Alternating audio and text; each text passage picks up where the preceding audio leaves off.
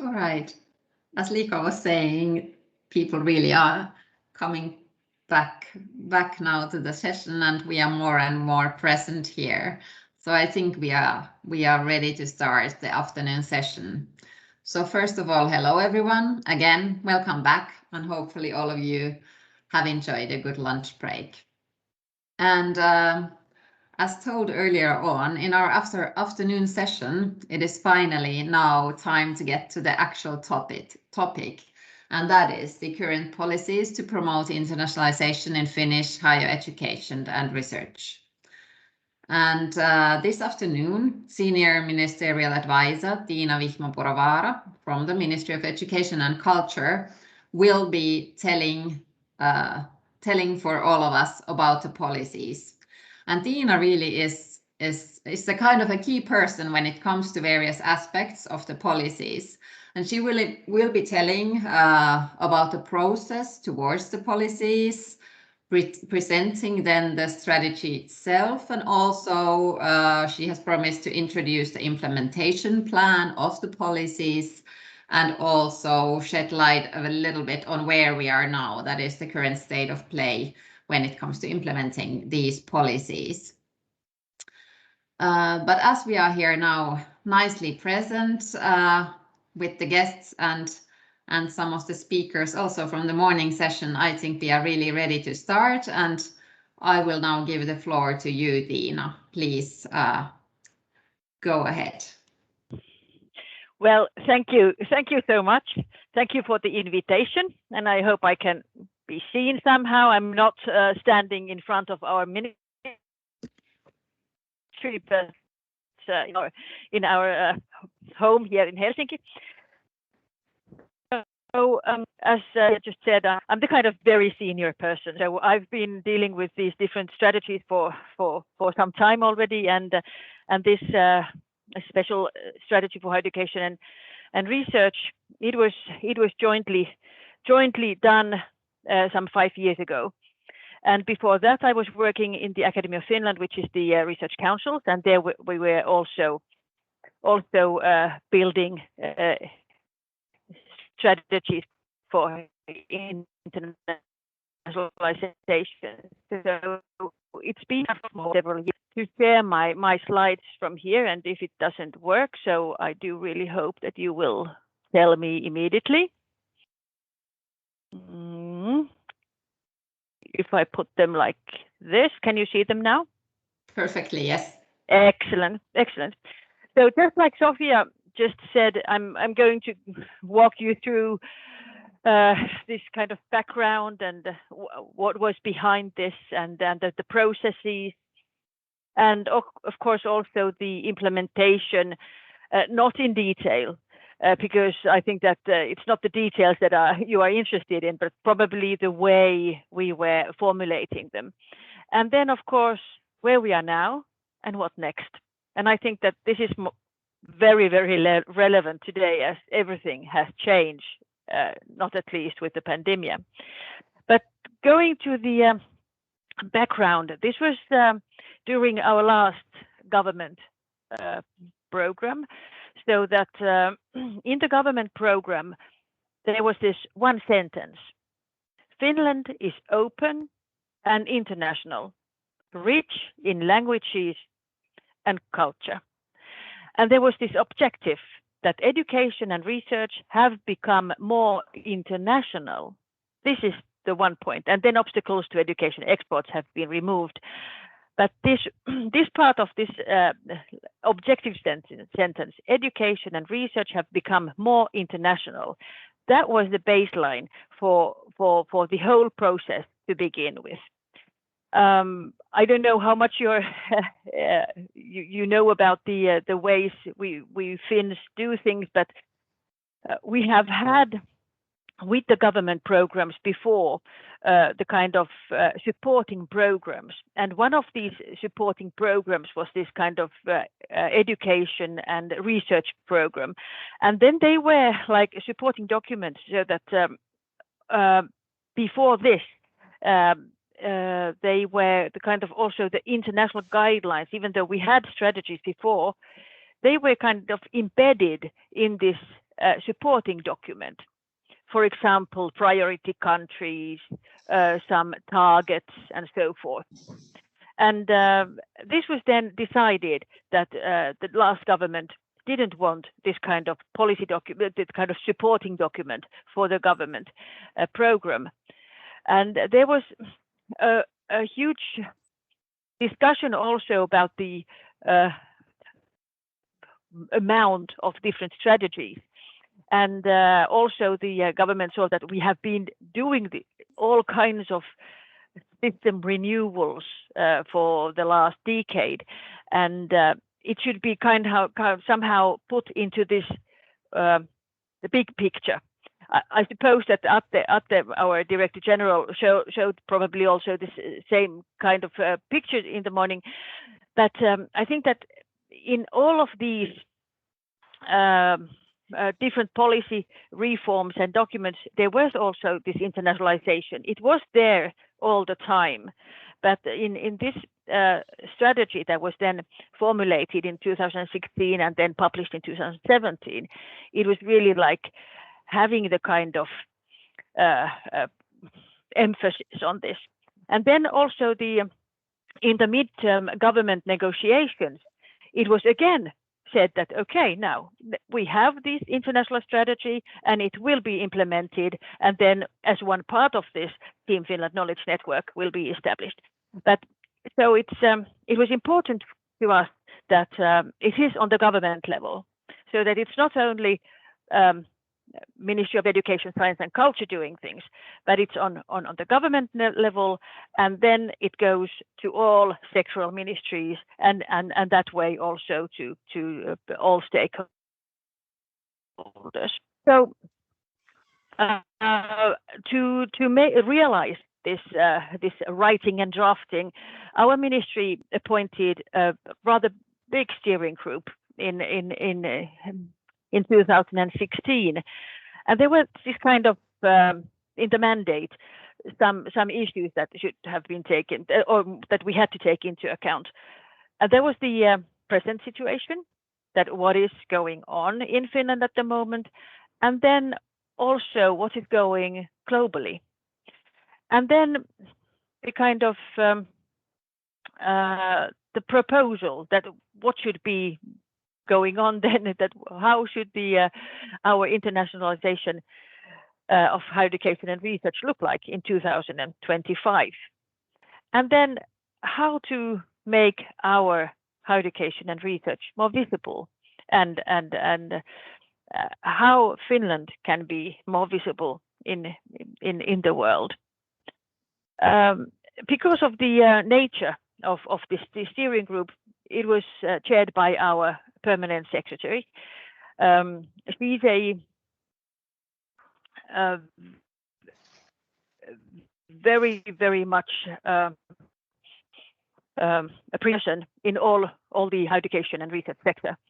And this is why we also realized that it's really important that she's the one who's there also bringing the kind of face to other ministries, and then of course to the decision makers, so that she was at that kind of high level position, that she was really capable of talking about this everywhere and taking this into account wherever.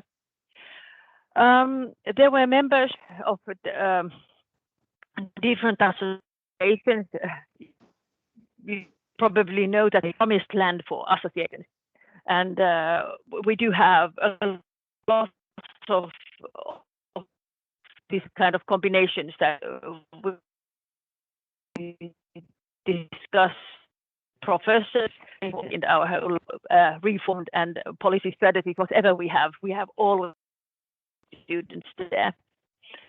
So rectors' councils, of course, Academy Finland, Business Finland, EduFi was there, of course, Research Institute, VTT, and then for Ministry of Foreign Affairs and Ministry of Economy and Employment. And this made it kind of overarching in that way, that we were able to get along different perspectives. We had several meetings also with this big group, but then we had also that kind of meetings where we had external experts from EU, from OECD, our Nobelist nominee from the economy, telling us from the US that what should be done, and these are of course every single one that comes kind of outside the national context. They bring some kind of mirror, but they can't bring any answers. Just like as you are now building your strategy or something similar, we can't say that do it like this, because it's absolutely the point that it must come from inside. But then for this insight of the our higher education and research community, we mobilized a web-based brainstorming, and we got hundreds and hundreds of answers. And this was the kind of orientation to formulate the strategy. And it was done, of course, in Finnish and Swedish, our national languages, but also in English, just to get the insight from as many people as possible. And there were also we tried to send it to experts and alumni over our borders. Then of course, we had events and meetings and benchmarking of an internationalization strategies from several countries. There was, tens of them, and then there were some countries that were also in the same kind of formulation situation. The process was going on, so we had these discussions with them. And then, of course, which is very, very important again, when coming back to the reform that I was showing you, the reform slide, that it was important to find synergies with other policy documents. We had at that stage the Vision 2030 of higher education and research. We had the research and innovation roadmap, and so it was the same messages came from these all different policy documents.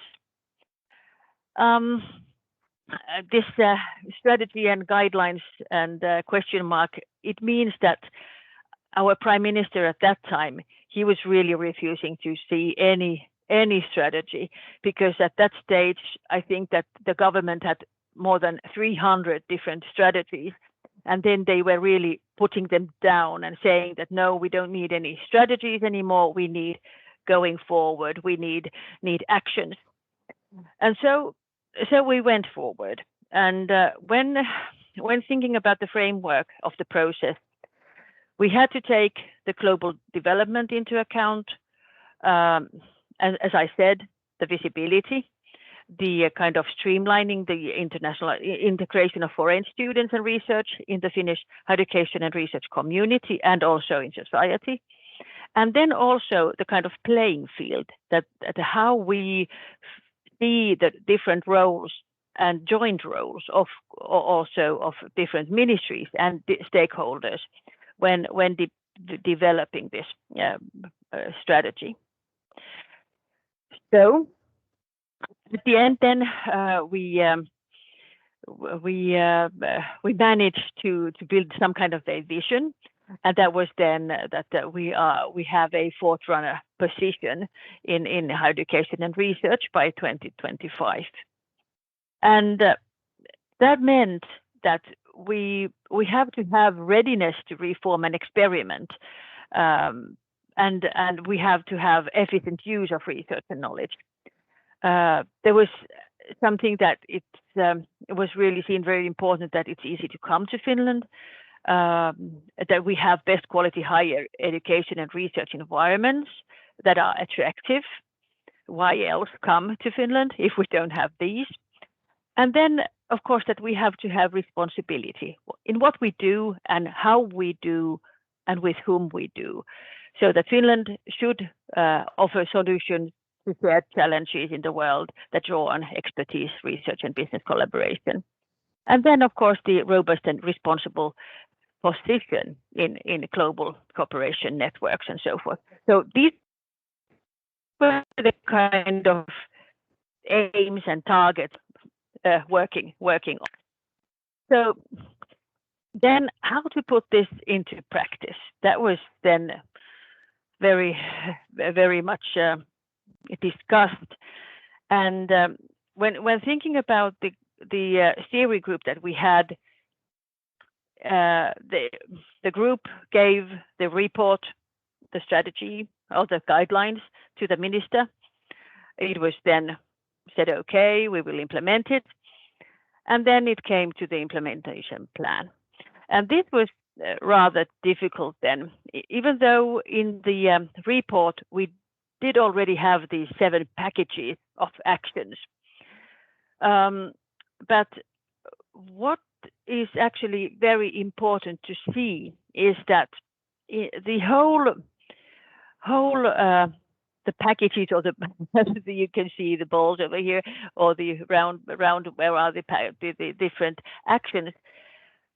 It relies on genuinely international higher education and research community, and also in quality.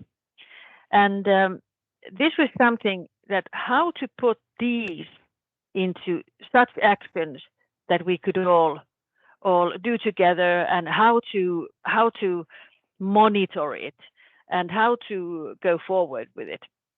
But with these actions, it was actually the kind of brand was better together for a better world, so that we from our part, it's our responsibility to build a better world. So if we go through these 7 packages of action, because they are now the kind of action plan bullet points. So this was like saying that, okay, we have to have real leading edge research. And this is the way we are internationally attractive. This is how we get to the global networks. This is how we can we have impact also in the research, global research community. And the first action was to launch a flagship program for this kind of leading edge research. And this was done by Academy of Finland and Business Finland together, so that there was actually a lot of money at that time put into this program. And this is the kind of visiting card or something that we always show, that this is something that we have done. It's also something that we can say that we have made choices, that all Finnish research cannot be leading edge, but we can say that, okay, we do have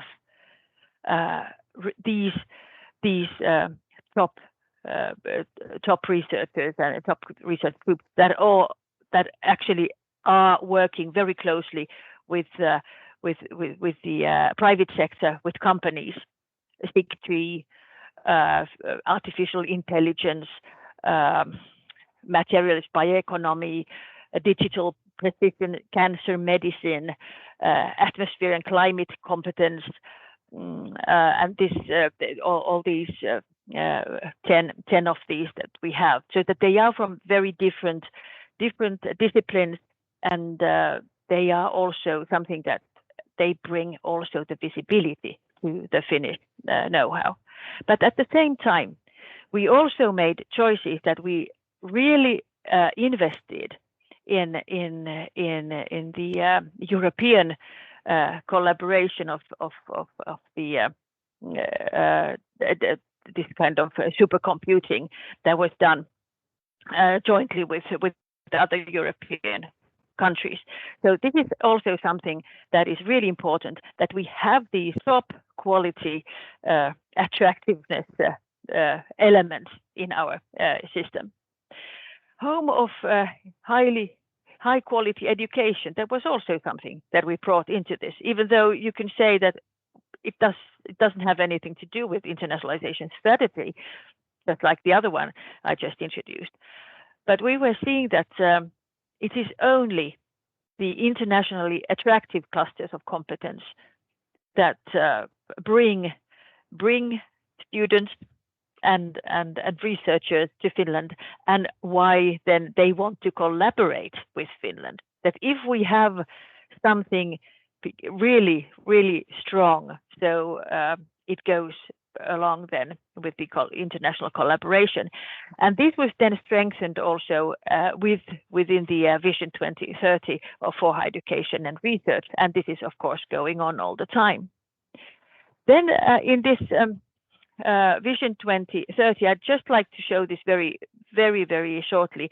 It was formulated at the same time, and this was then during our 100 years birthday, and these were the issues that we do have the target of 4% to GDP allocated to research and development. We do have the target of over 50% of all our young people complete a higher education degree. We do have this, that we do have the world's most competent labor force, and we do have open, international, and globally responsible higher education and research community. And then this is done so that we are enabling this from the ministry side. Then this education export, actually, this was something that we wanted to have a more stronger role in here, because Finnish education has, well, I suppose that everywhere in the world, people, taxi drivers know that education is pretty good here in Finland. And many say, for example, in the business sector, that why don't you make more money with your education system? And we say that, well, we can't sell it. It's a system. It has taken us 100 years. It's society. It's our culture. It's everything that it's here in Finland, that we just can't go and say that just buy something. No, that we wanted to have more kind of a kind of partnership here also, that we could do things together, so that we could bring more also our expertise to those who are in that phase, who need something that could be of advantage of doing work together with us. But also we do have then those small companies, startups, with the EdTech companies, for example, so that we could also offer issues.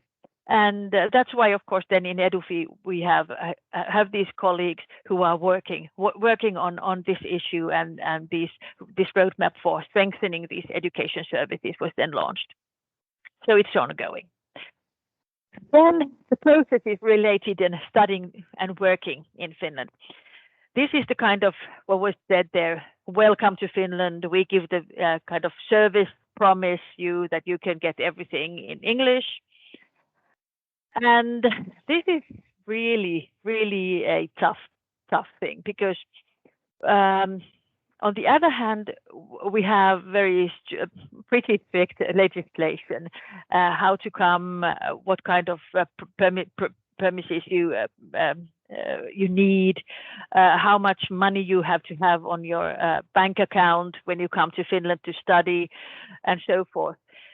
And now we are working on this also very closely, so that there are several processes going on. On the other hand, there's these attraction issues, different kinds of branding, make it in Finland, work in Finland, study in Finland, study and work in Finland, whatever. And then, of course, also the different kinds of migration issues. Then we have tuition fees discussions with the higher education institutions, and also the kind of digital environment, how we could make these processes better and faster, but not still making any weak points there. But this is something that we have a governmental program here. We are working very closely with the Ministry of Economy and Employment, as well as Ministry of Foreign Affairs. And there are, I don't know how many groups working on this, but this is something that is now also in this government's core, because it's about having Finland that is attractive and also making it possible for those who want to study here and want to stay here. Because we do have a problem here. I'll be very frank. Even though our companies are saying that they need more people, we are so small and aging population that we need people. We need, for I think all countries do, but we do especially. And we are really a big country and have this kind of regional problems as well, because in Helsinki area we don't have any problems, or Turku or Jyväskylä, where we have a Turku, Tampere, whatever, Oulu region. But in those smaller towns, this is a problem. But on the other hand, we do have problems with people understanding this issue, and there are also the kind of racism to be seen, and this makes things really hard. So that it's really the core also of the higher education institutions, that how they can impact or make a change in the regions where they are working. So this is something very important indeed. Then we were saying that, okay, we are very scattered in the messages that comes from Finland. So that, for example, our embassy in country X said that there are different universities or universities of applied sciences visiting this country X week after another, and they don't know anything about each other. So what's the message? So it's like tiny little institutions coming and offering something, and nothing comes out of it, probably some tiny little things. But if we bring these together, so it's much stronger, and we can also have something and the collaboration what we need. So this is why we then initiated this international forum, so that we do have a discussion forum where we can really discuss all these issues, bring together different universities, University of Applied Sciences, research institutes, different networks of these institutions, business ministries, associations, and so forth. It's a network, and you will hear more about that later on, so I'm not going to go into detail. Then we also established Team Finland Knowledge Network, and this is the kind of science counselors, education and science counselors around the world. And this was also something that we didn't have before. Many of our benchmark countries do have, peer countries do have, and we saw that when they do have these people working for our higher education institutions in the selected countries, so we can in this way strengthen the collaboration, and this has been actually working very well. So that now at this time we have 8 people working around the world. 4 of these are in big countries: Russia, India, China, and the US.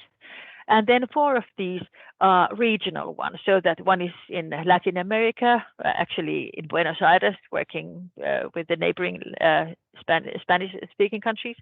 One is in Gulf region, one is in Southeast Asia, and then one in Southern Africa.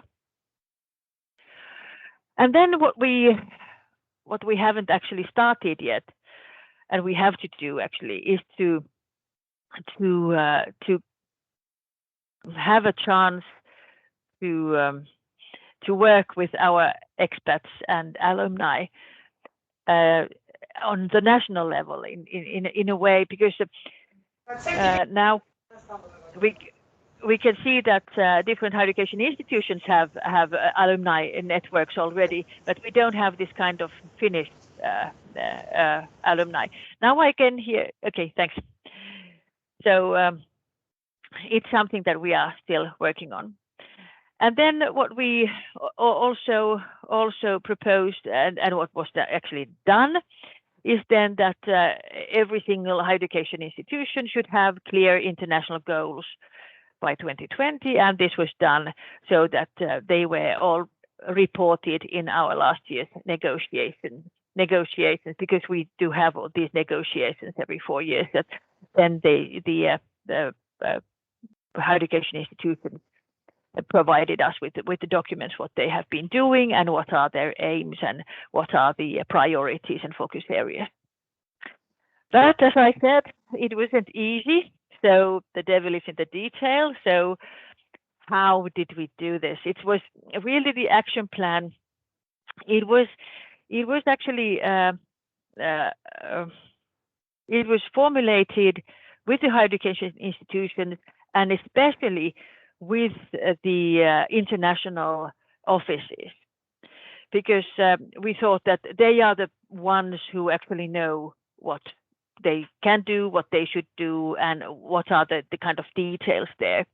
And then it was approved by the ministers, but it was the special advisors of the ministers that they really were looking through every single point there, and then they were negotiating that, okay, if you say like this has to be done there, and they said, what's the role of our ministry here, and what is the role of Business Finland there, what's the role of what and this. So it took time, and now when I'm looking at it after these 4 years, I would say that it's much too detailed. So that if you go into action plans, don't do it as detailed as we did. But how we actually also we were having this information. That I think that one of the core issues here is that we have had excellent statistics behind all this work what we have been doing. Vipunen is a information platform of Finnish education and research, and we could have these different, these timelines of different issues about the foreign students, about mobility of our staff, whatever. So it was really important to see the whole picture from this perspective. And now we do also have this research information site, this kind of research information hub. And now we can utilize this also, and of course all the international materials, EU statistics and OECD statistics, all these, of course, they are providing us information. But it's important that we do have this kind of collaboration knowledge behind everything what we are doing. So it's kind of putting our decision making and our processes into totally different perspective then. And now just a couple of words about the follow-up. We are now beginning it and we are also kind of rebooting this strategy because of the changes that has happened in the world in the last years. We are having actually the pen in our hand in the ministry, but we have KV Forum, the international forum there, very, very much involved. And then we have also the kind of all the time what we have been doing so far also is in the steering and funding process. So we had this international seminar of International Forum last week, and now we are just drafting. We have been doing it now in the morning, an online survey, and we are going to send it hopefully this week already to our stakeholders, to all universities, University of Applied Sciences, research institutes, EduFi, Academy of Finland, Business Finland, so forth, all the stakeholders. And then we will take this to the process during the next 12 months. And the point is that what should be the new directions to what is missing. Actually, 5 years ago, we didn't have any clue about this, that there can be this kind of a situation we are now at the moment, that we are discussing these issues online, and we have been doing it for how many months now, and the geopolitics, how they changed, what are the reflections that as a small country we have to take into account when thinking about our collaboration with the really superpowers. We didn't actually talk about science diplomacy at that time. We didn't talk that much about North-South collaboration, the partnerships, and the whole issue of responsibility, of scientific freedom, of these issues that they were taken into granted 5 years ago. But at this stage, we are not able to do that. We have to have this kind of saying that we stand with the Bonn Declaration. We stand with different declarations that we have, Magna Carta Universitatum, or something like this. It's really important that we stand with our principles. And now, when seeing our government today, we have this inclusive and competent Finland, socially, economically, and ecologically sustainable society. We are going forward this.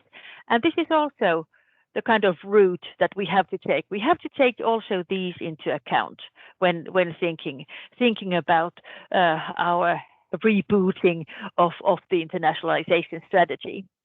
And even though Finland ranks as the happiest country in the world in the UN World Happiness Report, it's not enough. We have to be more attractive.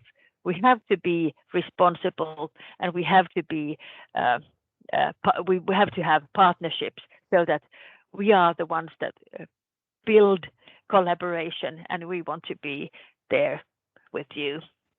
And I'm ending my talk here, and I really like to have your comments and discussions. It's really important to have this kind of mirrors that you offer us. Thank you so much.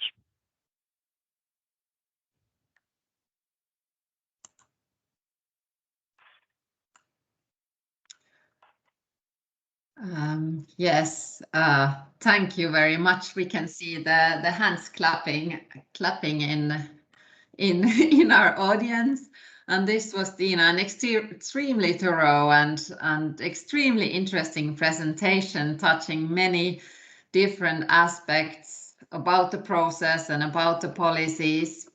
And I believe next, it's just time, as Tiina was inviting, time for our guests to present questions. And we have had the procedure that questions can be written in the chat box, and perhaps we go on with this system as it has worked quite well. And there is already one question by Liika, and Tiina, you can see the questions, right? So perhaps we can just pick them like this. Yeah.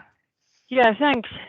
Yeah, we do have priority countries which were selected jointly with our higher education institutions in the process, so that we had this actually 2 rounds of surveys, and then they were jointly negotiated, so that our permanent secretary discussed with rectors that which are the countries that we should now focus on.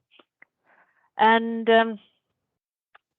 At this stage, I must say that we don't have actually the kind of that kind of big governmental supporting programs. We do have EduFi has some programs supporting this, but not at that scale that we could compare with other countries. We do have this science counselors network in our priority countries, but they don't have either big money working along them. And this is because all our funding goes directly to the higher education institutions, so that it's actually kind of their choice to go along this strategy or these guidelines. And also what we were doing now in the last negotiation phase and in the funding model, it was agreed that some funding is taken to kind of strategic funding, and it was given to the higher education institutions as kind of pilot actions. So it was 1 million, 2 million euros per pilot. So it's not big money at all, but it's a kind of seed money for starting something new jointly. And this is something that on the kind of national level, we try to emphasize that, or enhance this kind of joint collaboration. And what higher education institutions do by themselves, they have their funding, they have their priorities, they have their focus areas, and then of course they have funding from Academy of Finland or EU or some other.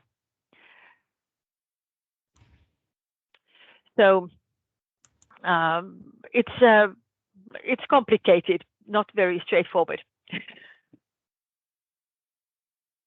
Thank you. And we already have another question in the chat. And while presumably there are more questions coming up in the chat box, as we have enough time for the question and answer session, we are also inviting people to just raise your hands in case you want to present your questions that way. But while waiting, we can just go on the questions written in the box. If I go to this, what is the level of involvement of universities in drafting the strategy as opposed to other stakeholders? Well, of course, it was a strategy, and it is a strategy of higher education and research.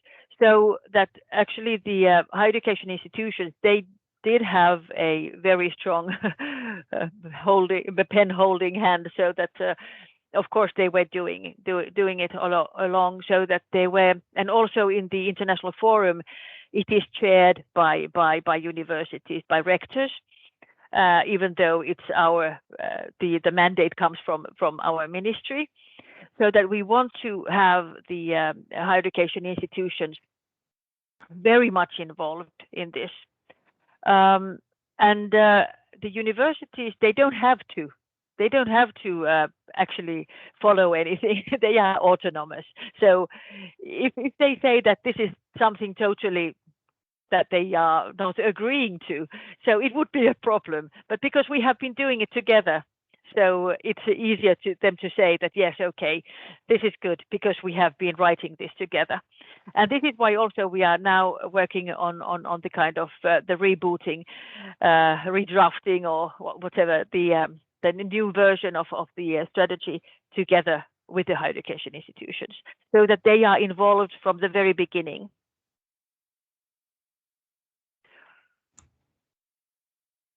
Then there's this question of other policy instruments, the main documents that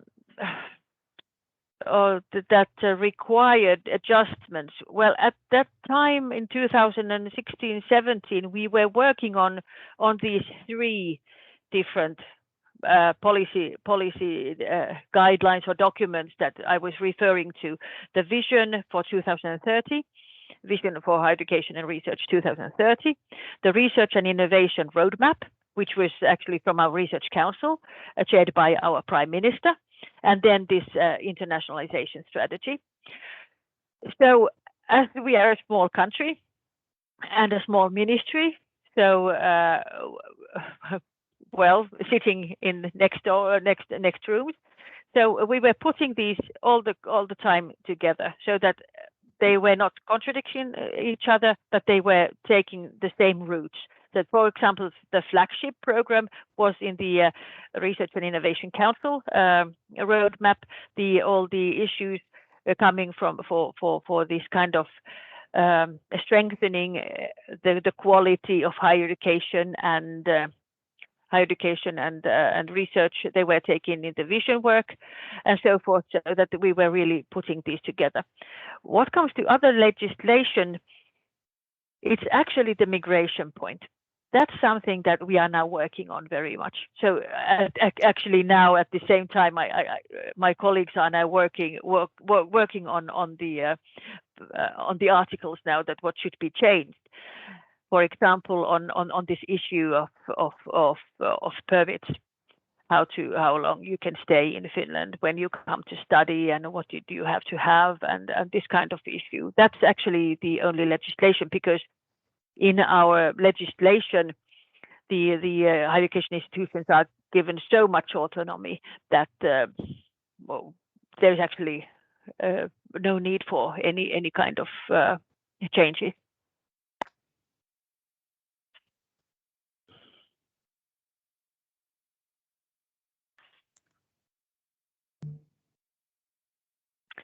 The monitoring and evaluation of the action plan implementing process. Yes, this is really interesting, because now at the same time we are rebooting the thing, we are now also asking our stakeholders that how they see that it has made a change. So that has it actually made a change in these years? Already by 2021, if the target is in 2025, how they see that with these guidelines we get to the targets in these 4 years to come. And we actually have the kind of very straightforward a table of the actions. This is the action, who's responsible for it, and what should be done, and when it should be done, or is it? And then it's really easy to say that, okay, this is done, this is on the way. So it's a kind of traffic lights in a way that, okay, this is red, nothing has been done, and then there are the green ones that have been implemented already. So it's like, the action plan is okay, but I think that now when we are in the process, I think that we should be a bit wiser and think about the indicators more clearly, because at this stage we didn't have them at the same time. So in the last the strategy that we had about 15 years ago, there was this target of getting 20,000 foreign students. And that was then implemented, and that was followed. And this was also the statistics that was really helping to see that how it's going.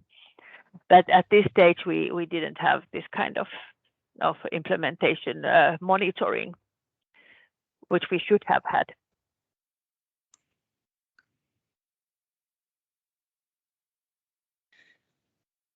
Yes, thank you. There was also one question about the timeline by Tamar, asking how long did it take from developing the strategy and the implementation plan to actually starting to implement it?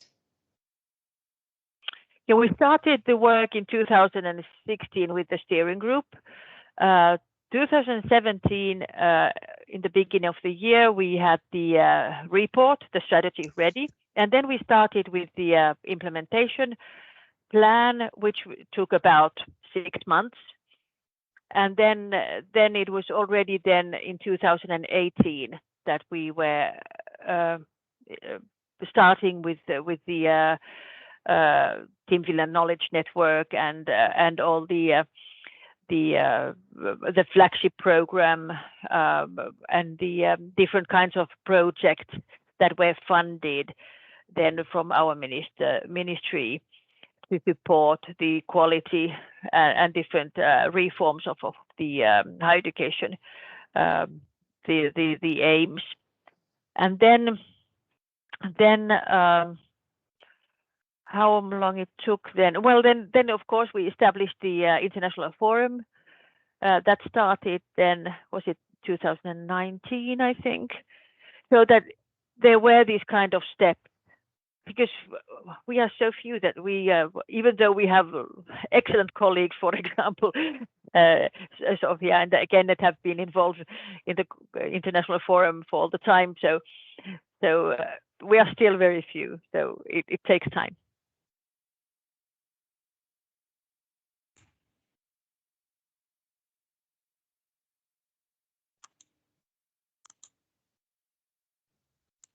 Can I ask the question with mic and with, I mean, I don't like to type it, so sorry. Yeah. Sorry for asking it. So, I mean, thank you very much for, first of all, it's very impressive, very interesting. I still want to come back to the fact of collaborating with different governmental authorities. So you mentioned Ministry of Foreign Affairs and Ministry of Economics. So was it kind of bilateral movement? So you were sitting together and discussing it, or it was kind of one main direction given from the, I don't know, Prime Minister, from the Ministry of Economics, and you were kind of adjusting? Because we are right now at this stage that was, I'm trying to translate the situation to our local context. Yeah, sure. So right now, the Ministry of Economics is also developing kind of strategy of economic development of Georgia. And I think higher education institutions have somehow to adjust to it, and it will have implications on maybe study programs, maybe research directions, and of course, internationalization strategy too. So who was leading, let's say? So which ideas were first, and who has to adjust? It's a good question.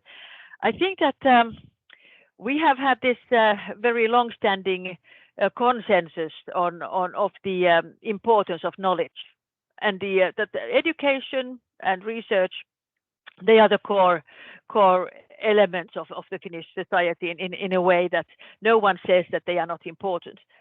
But of course, there are different perspectives and how different angles. What was actually interesting was to see that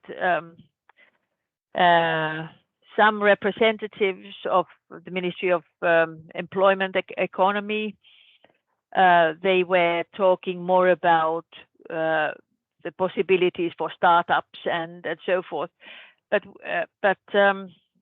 then we actually just said that they are not contradicting each other, that we need the knowledge, and of course those who are responsible for the in ministries, in the Ministry of Economy and Employment, and in, for example, in Business Finland or in VTT, they saw that research and know-how, they are so important that's the kind of leading issue here. And we didn't actually have very much discussions with the Ministry of Finance, for example. It was in the government midterm discussions, of course, that as we were implementing the Science Counselors Network or the flagship or something that required money. So of course they were there, but they were seen so important that we didn't have that. And of course, something which is actually important is that we do have this Research and Innovation Council, which is led by our Prime Minister and our Minister for Science and Education, or now at this stage, Education and Science and Culture, and then the Ministry of Economy. They are there. And as they talk about these issues on the kind of very, very high level, and they formulate these guidelines in that level. So it's really easy to say that, yes, well, this was also discussed by the Prime Minister. This was discussed also with the ministers. So we have an approval for this. But you're right that there are different angles. So So, for example, when thinking about attractiveness of Finland, we say that we have to have the kind of responsible attractiveness, that we have to say directly that people who come to Finland, that they have to have similar rights, they have to have everything that's functioning for Finnish students, they have to have it for the foreign students and so forth. And then who say that it's that we need workforce. It's totally different angle. It's that it is for the best for the country, but we see it from the different perspectives. That okay, it's the company who needs this and that knowledge and know-how. So it's really kind of very kind of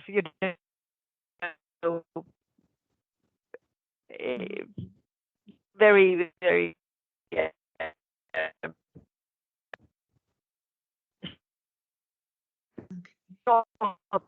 not short-sighted, but we want to be as open as possible. I don't know if I answered your question at all. No.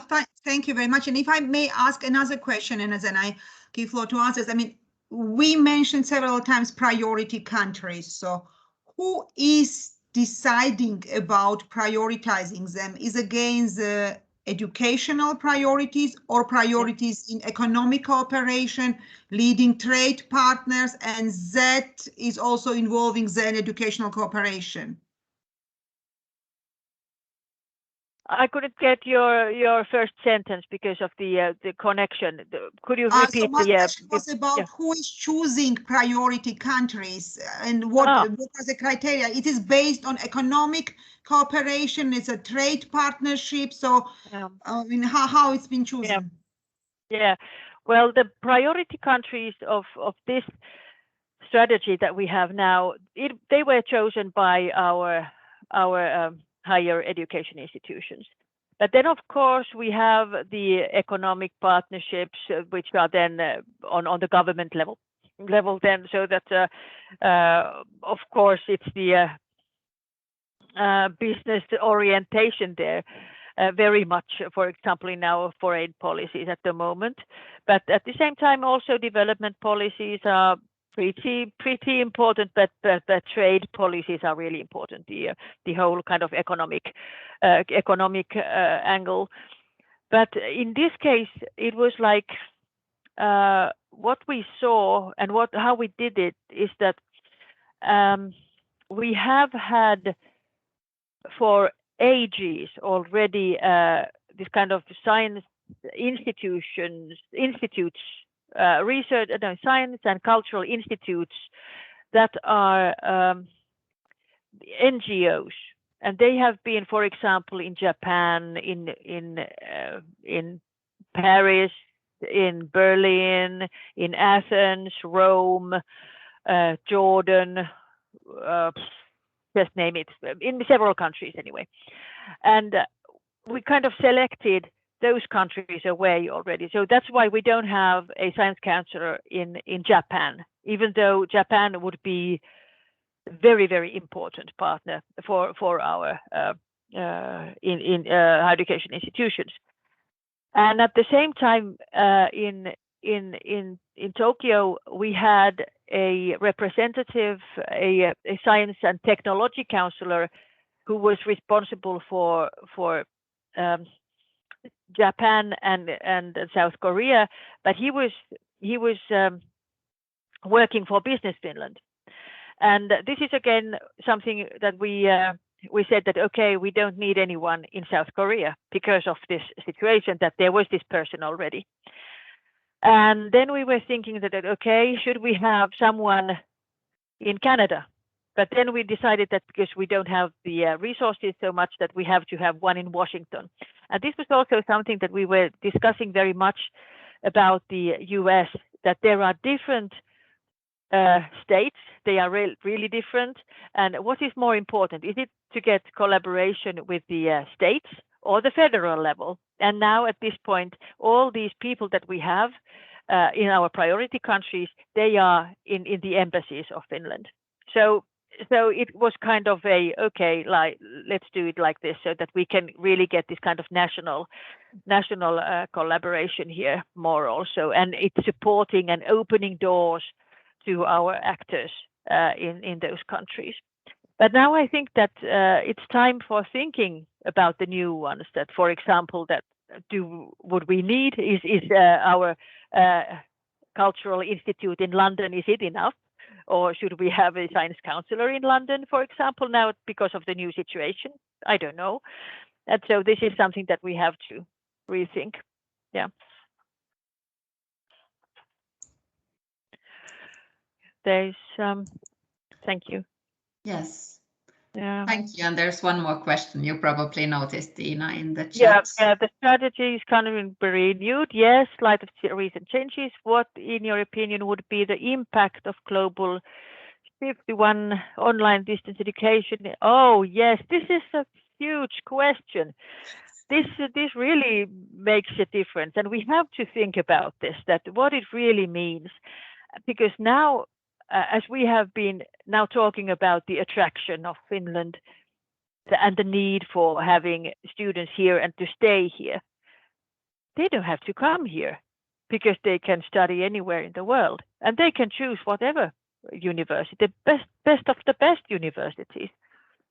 So this makes a huge difference in everything, and this is one of the key issues now that we really have to rethink that what is this, and as it comes to so many issues, to all the quality issues, the attractiveness issues, how to organize, how to be seen in the world. These are it's so complicated, but this is a core question. I wonder how you have been dealing with this. I'd like to hear.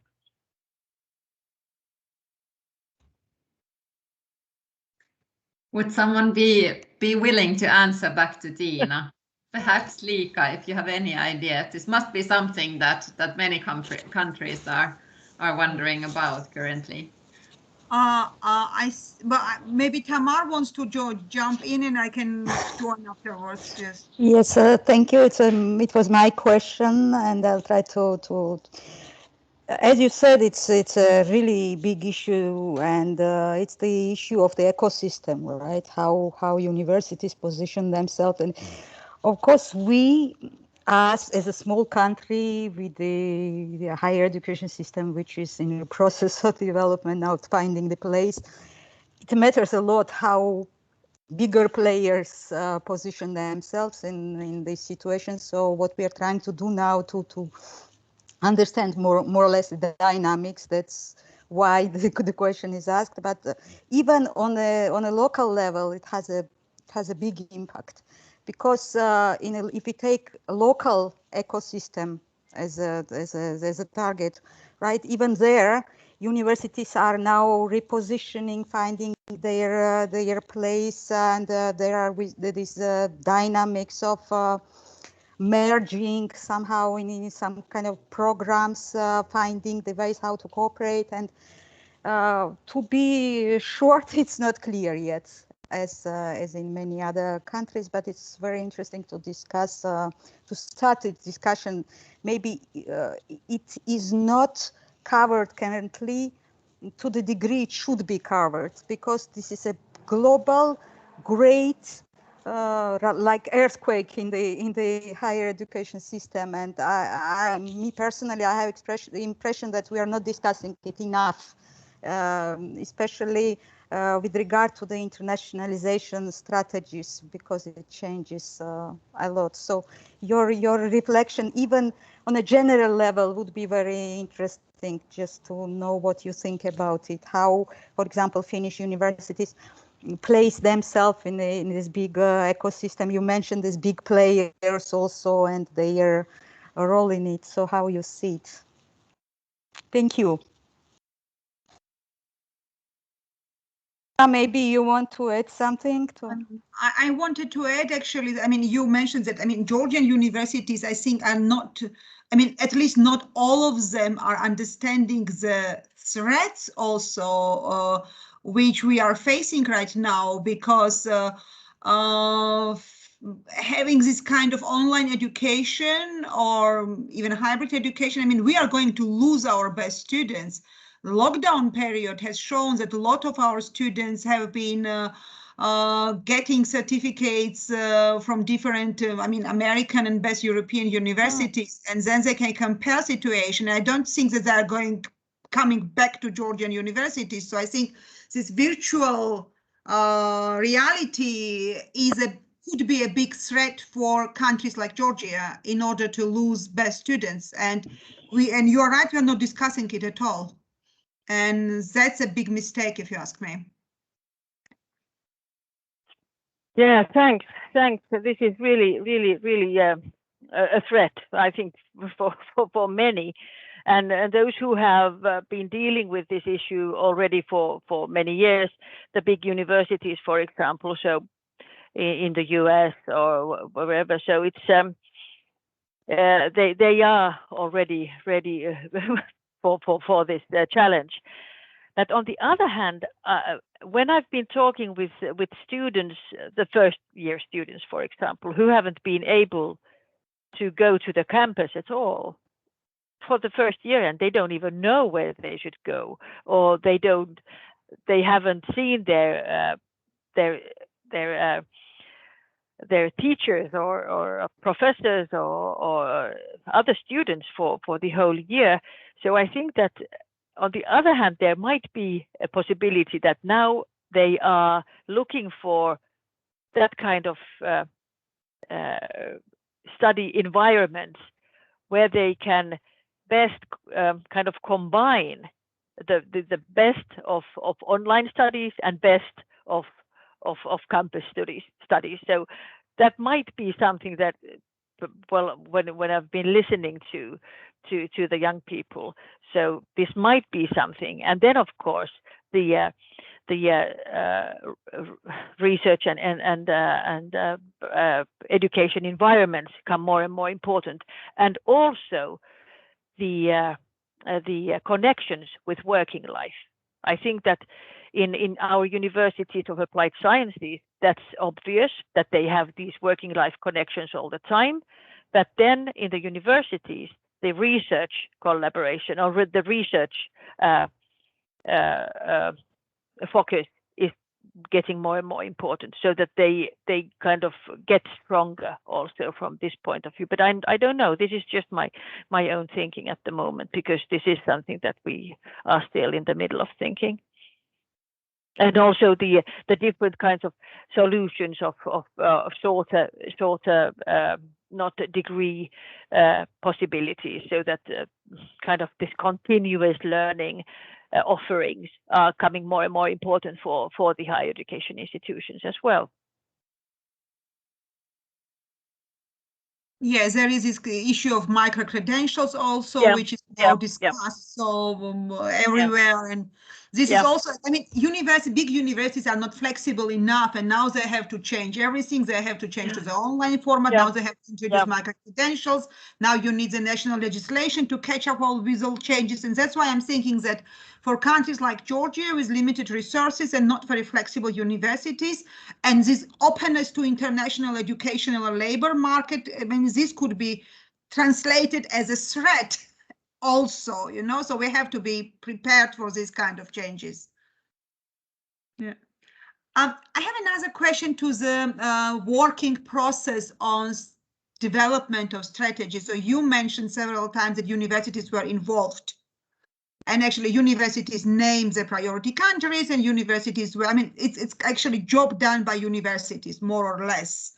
So my question is, did you experience, I don't know, totally different opinions from different universities, and was it easy to find a consensus then in the working form? Because you definitely have, I don't know, art schools and medical schools, and you have universities in the regions and then in the capital cities. So how you coordinated this work when universities had that kind of leading role? Thank you. Yeah, excellent question. Absolutely. This is, of course, we do have very small higher education institutions. They have different roles. We have actually, if I don't know if I say very bluntly that we have 2 universities that are seen globally as Finnish universities, University of Helsinki and Aalto probably. So the other ones are like smaller. They are good in certain disciplines, and but when thinking about the world rankings, for example, so Finland is not leading any, but this makes a difference, so that the big universities say that we don't need any national strategy. We don't need you. We don't care. But on the other hand, then, when we went along all these discussions and with the role of our permanent secretary, I think that was very important, that because she's very much admired and she's very much, you know, the higher education institutions directors, they have been relying on her for so long, and she's been the kind of role of for example, the autonomy discussions and all the process. For example, when the establishment of Aalto University, she was there very much supporting the higher education institutions, because the initiative came from the universities and from the companies surrounding it, but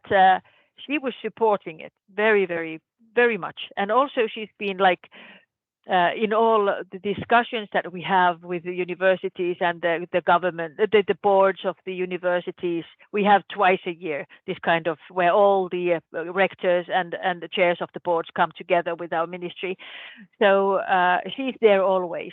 And I think that she was the kind of person who was able to communicate it in a way that it was acceptable for everyone, for also the big universities and the smaller ones who were saying, oh, we have to have this and we have to have that and you have to do this. Then it was the kind of, still we got to the kind of consensus that, okay, this is the way we go. And these are the issues that everyone has to watch a bit closer. And I mean, since I think my colleagues are typing questions, but here I have again, I mean, you have this explicit strategy for higher education, internationalization, and research internationalization. Is this kind of separate part, or they go hand in hand, and it was absolutely the same procedure and everything the same? They go hand in hand, absolutely hand in hand. They can't be separated. They are really close. They are like this. Yeah. And you also involved research establishments, and in the first presentation there was mentioning of university hospitals, which are also very important research. Can you elaborate a bit more? So on the one hand, you have universities who are teaching and doing research, and then you have, let's say, pure research establishments and university hospitals. So how they came together in this working group? University hospitals are part of universities. Okay. So, yeah. So they are in the university. So that we rely on the university, that they spread the word everywhere in all the different parts and units, whatever. So that was their responsibility actually. And then of course we had some discussions with the professors. Because of the kind of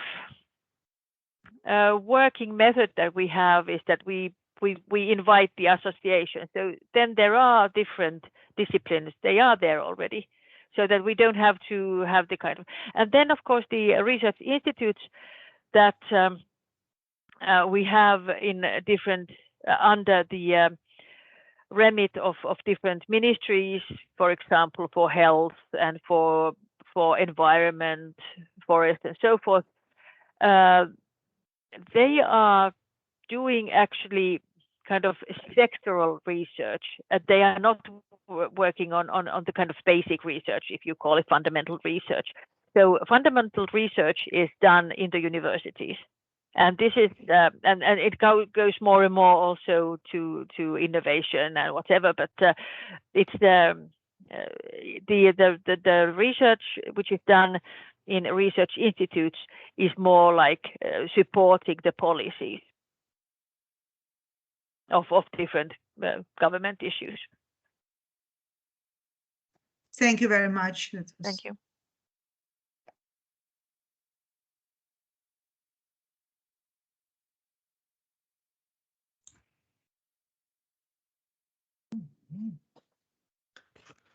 At least for now, there are no more questions in the chat, but is there still someone who would like to use this opportunity and ask some questions for Tiina, as I'm also reminding you that she is with us today, but then tomorrow we will have other people in the program, and this is really now the opportunity to ask, especially Tiina, any questions. And also, like Liika was doing, you can just raise your hand and open the mic. Now there is the question on the research priorities. Would you like to comment on those? Yes, thanks. Thank you very much. We have on the kind of national level, we do have those priorities which are kind of trade based priorities. Okay, they are the ones that we have big companies and so forth. That the research priorities, there are in the Academy of Finland, there are different research programs. There's this strategic research as well. But then I was referring to the flagship program, and the flagship program was established at the same time then after, well, with this process, and they were those the research areas that had already the kind of international leading role, but also they had impact taking into account the society surrounding them and company collaboration. And they were then it was a call by the Academy of Finland, which is the Research Council, and then they were selected.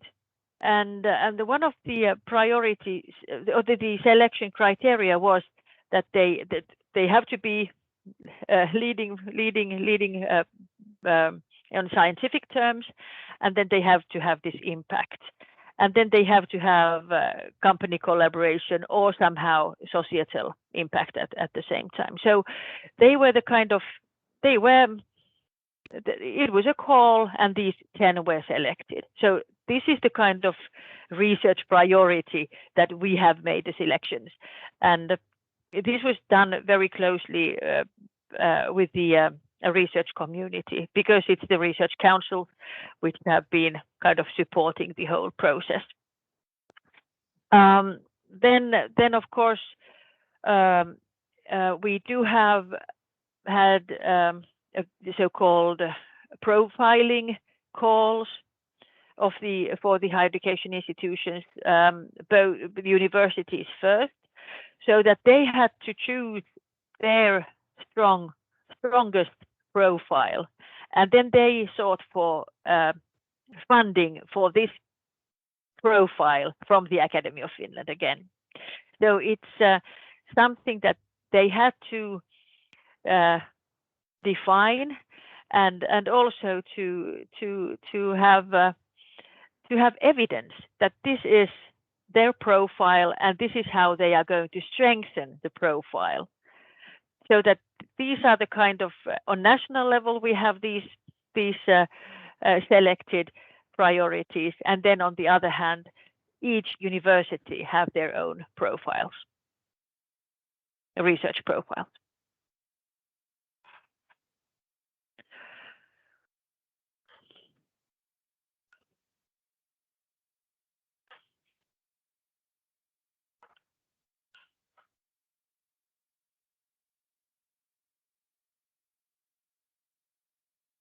Perhaps now we are starting to approach the point where there are clearly no more questions, but indeed there was a bunch of very good and interesting questions here in these sessions, and I'd like to thank all of our guests for these interesting questions, and of course to Tina for answering them very, very thoroughly. And as there are no more questions, it is time for now to thank all of you for today's very active participation and interesting discussions. And we hope that we have managed to portray for you a picture of the Finnish higher education system, its internationalization, and the current policies for internationalization on higher education and research. And tomorrow then it is time for other points of view and to address the topic from a different angle. And we will be then having a look on how the continuous development work, monitoring and evaluation of the policies takes place in the Forum for Internationalization in Finnish Higher Education and Research. And there are plenty of stakeholders who are invited to share their actions and their role in the process. So for now, I am just thanking all of you, and tomorrow the program will continue Georgian time at 10 o'clock and for us Finns at 9 o'clock. So thank you very much. Wishing you all a good afternoon. Thanks. And I'd like to add still that if there's anything you would like to ask, please contact me. Sofia has my contact information. Please share it. So I'm more than happy to share our experiences. Thank you so much. Thank you for this opportunity. Bye. Thank you, Tina. Thank you very much. Ciao.